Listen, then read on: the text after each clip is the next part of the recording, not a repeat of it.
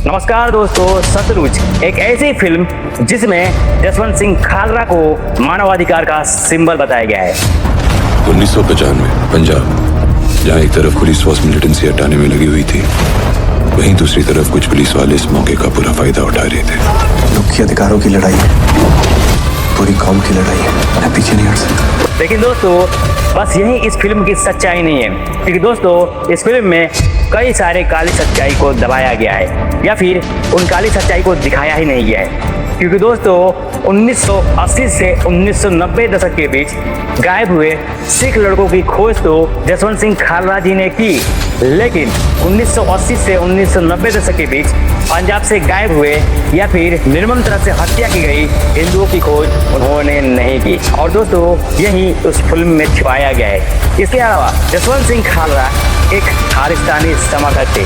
उनका कहना था कि जनरल सिंह भिंडरावाला एक महान व्यक्तित्व है। पहले आप ये सुनिए। ਜਰਨੈਲ ਸਿੰਘ ਭਿੰਡਰਾਂਵਾਲਾ ਇਸ ਸਦੀ ਦੇ ਵਿੱਚ ਉਹਨਾਂ ਹੀ ਕੌਮੀ ਹੀਰੋ ਜਿਹੜੇ ਹੋਏ ਨੇ ਉਹਨਾਂ ਦੀ ਲੜੀ 'ਚ ਹੈ। और इसके अलावा जसवंत सिंह खालरा ने ये कहा था कि इस देश में बाबरी मस्जिद का गिरना सेकुलरिज्म का बर्बाद होना है। ਬਾਬਰੀ ਮਸਜਿਦ ਦਾ ਸ਼ਹੀਦ ਹੋਣਾ ਹਿੰਦੁਸਤਾਨ ਦੇ ਸੋਕਾਲਡ ਸੈਕੂਲਰਿਜ਼ਮ ਦਾ ਮਰਨਾ ਸੀਗਾ। दोस्तों जसवंत सिंह खालरा जिस खालिस्तान का समर्थन करते थे, उस दौर में उस खालिस्तान को पाकिस्तान को ट्रेनिंग देता था।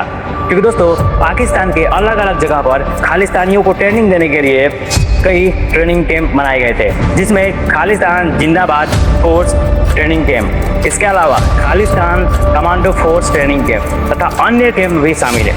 और दोस्तों यहीं से खालिस्तानी आतंकवादियों को ट्रेनिंग दिया जाता था।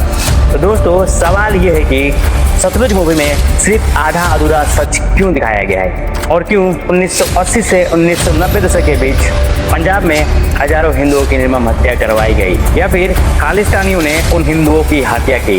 और दोस्तों जसवंत सिंह खालरा ने उन सिख लड़कों की खोज तो की, लेकिन उन हिंदुओं की निर्मम हत्या को इस देश से छुपाया। क्योंकि दोस्तों खालिस्तानियों ने हजारों हिंदुओं की हत्या करवाई और उन हत्याओं में कई बड़ी बड़ी घटनाएं शामिल है। जिन घटनाओं में 6 जुलाई 1987 का अमृतसर से दिल्ली जा रही एक बस की घटना शामिल है, जिसको खालिस्तानियों ने बीच रास्ते में रोक दिया और उन बस से 38 हिंदुओं को बाहर उतारा और उनको चुन चुन कर गोली मारी, जिसमें एक सावित्री देवी नाम की एक औरत थी जो अपने पति और बेटे के ऊपर लेट गई ताकि उनको गोली न लगे।